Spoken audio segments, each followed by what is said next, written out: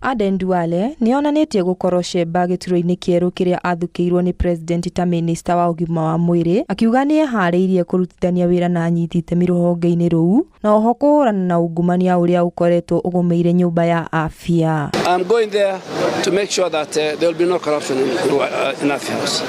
There will be no cartels. Arĩtie mĩario ĩno mũthigiti-inĩ wa Adams gũkũ Nairobi hĩndĩ ya mambura ma gũkũngũĩra mweri mũtheru wa Ramadhan.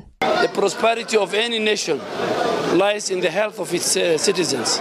So I want to commit myself that all the challenges, from the doctors' strike to the challenges we had in Shah and Shi, to all the challenges that faces the health care, access and quality health care of our citizens.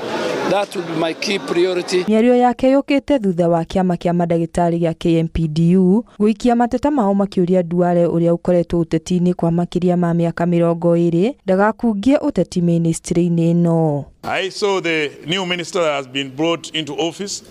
She is a politician. I just want to warn her that she should not politicize our issues, that she should not come in the same breath that we had with the former minister, who was in a way bastardizing our collective bargaining agreements and looking down upon the profession with disdain and disrespect. And if it happens that way, we will not stop to chant and sing on the street and to dramatize for her to go away. Duale araikirio ministry-inĩ ĩno thutha wa kũrutwo ministry-inĩ ya mĩtitũ kiumia kĩhĩtũku, President Ruto akĩmũcenjania na Deborah Barasa ũrĩa ũrarĩ minister wa ũgima wa mwĩrĩ. Ngĩribotera Inooro TV, niĩ njĩtagwo Nyambura wa Mũirũrĩ.